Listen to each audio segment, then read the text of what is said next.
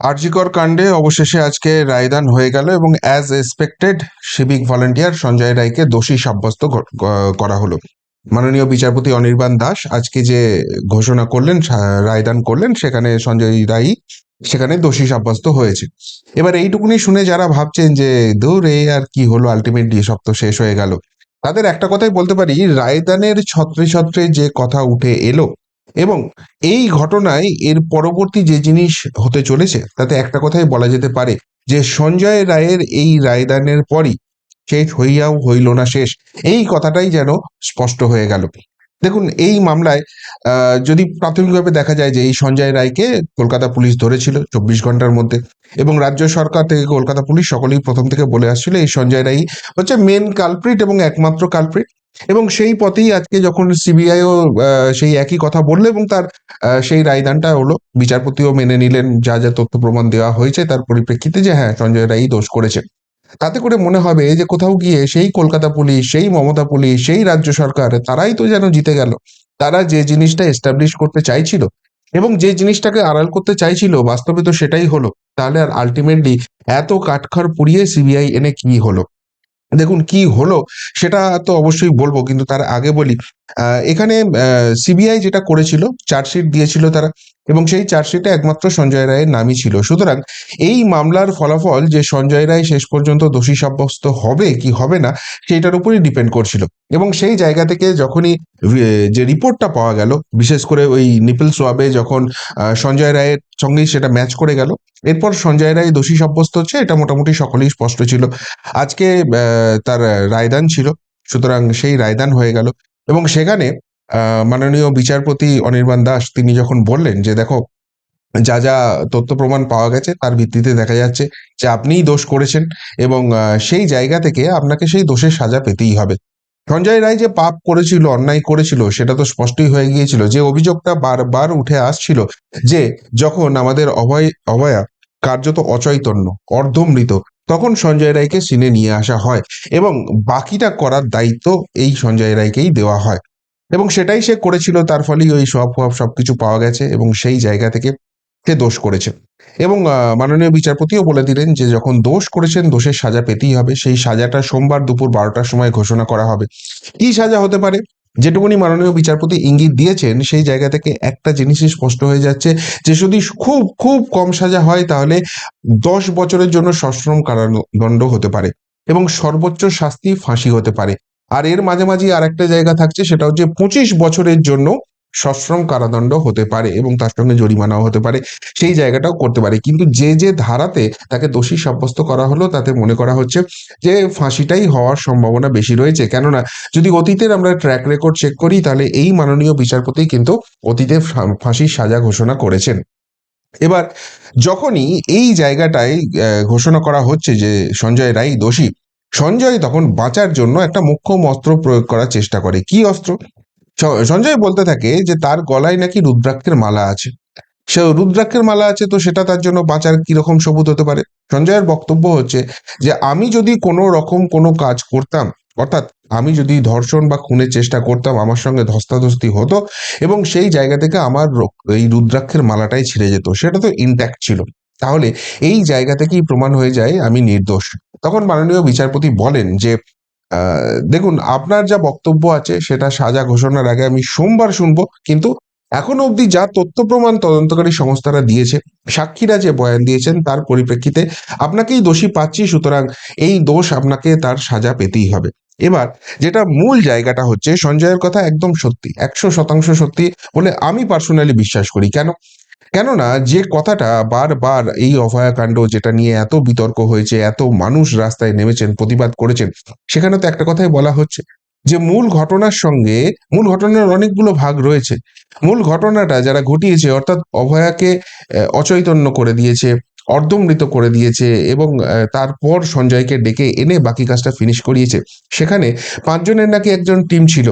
তো তারা যদি একটি মেয়েকে, আমাদের অভয়াকে, আমাদের বোনটাকে যদি অচৈতন্য করে দেয়, অর্ধমৃত করে দেয়, তারপর তো তার বাধা দেওয়ার আর কোনো জায়গা থাকে না। সেখানে সঞ্জয়ের গলায় রুদ্রাক্ষের মালা রয়েছে নাকি অন্য কিছু রয়েছে, ডাজেন্ট ম্যাটার। সেগুলোকে আটকামার মতো জায়গাতেই কি তখন অভয়া ছিল? এই প্রশ্নটাই উঠে আসছে। আর এই জায়গাটার পিছনে আরো বড় প্রশ্ন রয়েছে, ওই যে 4-5 জন ছিল, সেই 4-5 জনই কি আসল কালপ্রিট, নাকি তাদের মাথা, তাদের বস কেউ বা কারা ছিল যাদের নির্দেশে ওই 4-5 জনের টিম ময়দানে নেমেছিল সেদিনকে অভয়াকে শেষ করে দেওয়ার জন্য, তাকে এরকম নির্মম অত্যাচারের মাধ্যমে শেষ করে দেওয়ার জন্য? নাকি সেই বসেরও মাথায় কেউ অতিরিক্ত বস রয়েছে, যে বসের নির্দেশে এই বস এই টিমটাকে কাজে লাগিয়েছিল, যে দুর্নীতিকাণ্ড ফাঁস হয়ে যাচ্ছে, এখানে যে চক্র চলছে, যেখানে দুর্নীতির আখড়া চলছে, যে ধরনের অন্যায় অবিচার চলছে, জাল ওষুধের কারবার চলছে, সমস্ত কিছুর বিরুদ্ধে প্রতিবাদী হয়ে উঠেছিল অভয়া। এবং সেই জায়গা থেকেই একে সরিয়ে দেওয়ার, একে নিকেশ করার দায়িত্ব আছে। এবং শুধু নিকেশ করলে হবে না, মেক আ স্টেটমেন্ট, এমন একটা স্টেটমেন্ট করো আগামী দিনে কেউ যেন মেরুদণ্ড সোজা করে প্রতিবাদটা করতে না পারে। প্রতিবাদ করলেই একটাই ভার্সন যাবে, তোমাকেও অভয়া করে দেব। এই স্টেটমেন্টটা দেওয়ার জন্যই কি এই সমস্ত কিছু হচ্ছে? আর তাই এই তদন্তটার কিন্তু আরো দুটো ধাপ রয়েছে। এক, সঞ্জয় রায় দোষী। সঞ্জয় রায়ের সঙ্গে আর কি কেউ যুক্ত ছিল? সঞ্জয় রায়ের সঙ্গে যদি কেউ যুক্ত থাকে, তারা কি বৃহত্তর ষড়যন্ত্রের অঙ্গ ছিল? এই জায়গাটার একটা ইনভেস্টিগেশন রয়েছে, যে ইনভেস্টিগেশনের চার্জশিট কিন্তু জমা পড়েনি। যেখানে এই সন্দীপ ঘোষ জেলে আছে, যেখানে অভিজিৎ মণ্ডল টালা থানার ওসি, তাকে জেলে যেতে হয়েছিল, এখন জামিন পেয়েছে, কিন্তু সেই অভিজিৎ মণ্ডলের নাম আছে, এবং তার সঙ্গে কোনো বড় রাঘব বোয়ালের নাম আছে কি, সেটা কিন্তু তদন্তের একটা অ্যাসপেক্ট। এবং সেই জায়গাটায় এখনো চার্জশিট ফাইল হয়নি, তার বিচার প্রক্রিয়া শুরু হয়নি। সুতরাং যারা মনে করছেন যে সঞ্জয় রায় দোষী সাব্যস্ত হওয়ার মাধ্যমেই অভয়াকাণ্ড শেষ হয়ে গেল, আরজিকর কাণ্ড ধামাচাপা পড়ে গেল, সেখানে কিন্তু একটা বড় ভুল হয়ে যাচ্ছে।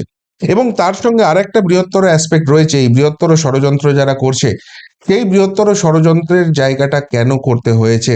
তাহলে কি দুর্নীতিটা ছিল, সেই দুর্নীতিটা জানতে জানতে পেরে গিয়েছিল আমাদের অভয়, আর সেটাকেই ধামাচাপা দিতেই কি এত বড় একটা নাটক রচনা করা হলো, যেখানে সঞ্জয়কে দিয়ে সবটা এক্সিকিউট করা হলো এবং সেই সঞ্জয়ের শাস্তিটা হলো? এই দুটো জায়গার তদন্ত কিন্তু এখনো চলছে।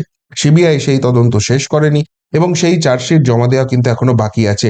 আর সেই জন্যই আমি কথাটা শুরু করলাম যে সঞ্জয়ের শাস্তিতে যারা মনে করছেন শেষ হয়ে গেছে, এই তদন্ত প্রক্রিয়া, এই বিচার প্রক্রিয়া কিন্তু ইঙ্গিত দিচ্ছে শেষ হইয়াও হইল না শেষ, এখনো আরজিকর কাণ্ডে অনেক কিছু বাকি আছে। আমি যে কথাটা অভয়াকাণ্ড আরজিকর কাণ্ড নিয়ে প্রথম দিন থেকে বলে আসছি, যে যদি শেষ পর্যন্ত এই সিভিক ভলেন্টিয়ার সঞ্জয় রায় দোষী হয়, সে তো দোষী সাব্যস্ত হবেই, কিন্তু সেখানে গিয়ে যদি তদন্তটা এবং বিচার প্রক্রিয়া থেমে যায়, তাহলে কিন্তু অভয়া জাস্টিস হবে না।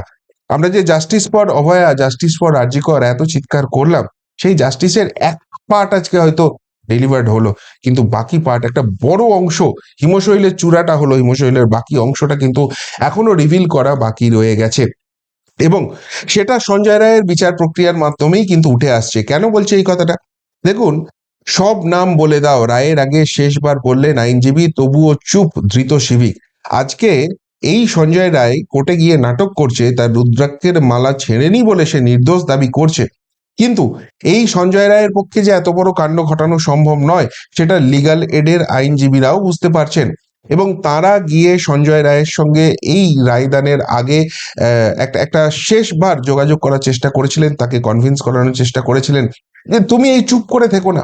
কারণ এই সঞ্জয় রায় তো বারবার বলেছে ডিপার্টমেন্ট তাকে ফাঁসাচ্ছে, এই সঞ্জয় রায় তো বিনীত গোয়েলের নাম নিয়েছে, বিনীত গোয়েলের থেকেও বড় মাথা আছে, তার ইঙ্গিত দিয়েছে, সংবাদ মাধ্যমের সামনে চিৎকার করছে, এবং তাতে কলকাতা পুলিশ, রাজ্য প্রশাসন, সকলের অস্বস্তি বেড়েছে, যে কারণে সঞ্জয়কে আনার জন্য ওই রকম একটা বুলেট প্রুফ গাড়ি, কাঁচ ঢাকা গাড়ি, যাতে সঞ্জয়ের স্বর বাইরে না আসে, তার ব্যবস্থা করতে হয়েছে।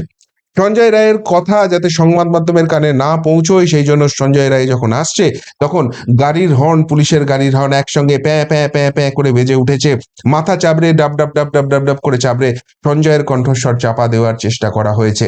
এবং এবং এই এত আপ্রাণ চেষ্টাই প্রমাণ করে দিচ্ছে যে এখানে অনেক বড় রাঘব বোয়ালের মাথা আছে, এবং সঞ্জয় রায় তাকে স্কেপগোট করা হচ্ছে। সঞ্জয় রায় নির্দোষ নয়, সে তো আদালতই বলে দিল, কিন্তু সঞ্জয় রায় একা এটা করেনি। সঞ্জয়কে দিয়ে শেষটুকুনি করা হয়েছে, কিন্তু তার আগের অংশটুকু, সঞ্জয় যদি পুরো ঘটনার 5%-এর সঙ্গে যুক্ত থাকে, বাকি 95%-এর সঙ্গে কারা যুক্ত ছিল, সেটাই তো বার করতে হবে।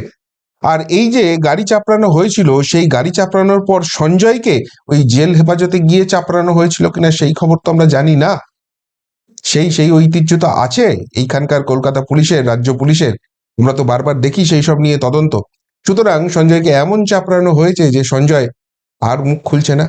যে কথা সংবাদ মাধ্যমের সামনে বলে ফেলেছে সেটা বিচার প্রক্রিয়ার সামনে বলতে পারছে না। কিন্তু এই লিগ্যাল এইডের আইনজীবীরা গিয়েছিলেন, গিয়ে বলেছিলেন যে তোমার কথা শুনে কিন্তু মনে হচ্ছে তুমি এটা করোনি।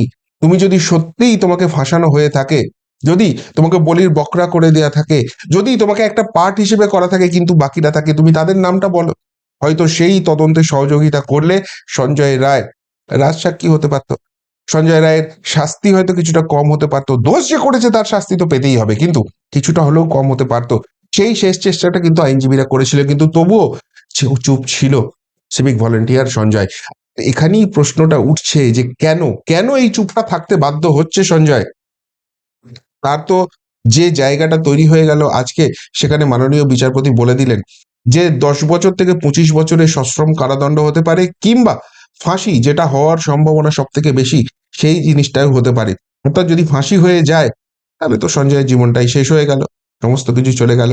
আর যদি ওই 10 বছর থেকে 25 বছরের কারাদণ্ডও হয়, তার জীবনের একটা বড় অংশ কিন্তু জেলের মধ্যে কাটবে, বেঁচে হয়তো থাকবে, সংশোধনের চেষ্টা হয়তো করা হবে, কিন্তু তার জীবনের একটা বড় অংশ চলে গেল। অর্থাৎ সঞ্জয় রায়ের লাইফটা কিন্তু শেষ হয়ে গেল। তাহলে একজনের লাইফ যখন শেষ হয়ে যাচ্ছে, তারপরও যে আগে অতীতে একটা একটা ইঙ্গিত দিচ্ছে যে তাকে ফাঁসানো হচ্ছে, এমনকি যখন রায়দান হচ্ছে তখনও সে বলছে নির্দোষ, কিন্তু তবুও নামগুলো বলছে না কেন?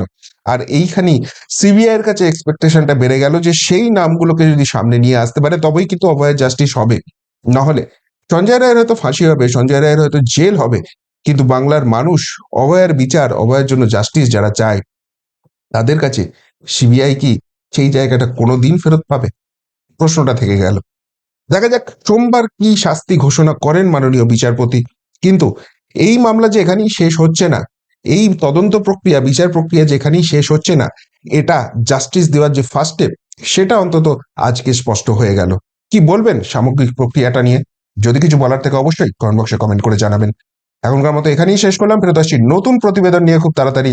ভালো থাকবেন, সাথে থাকবেন, পাশে থাকবেন। নমস্কার।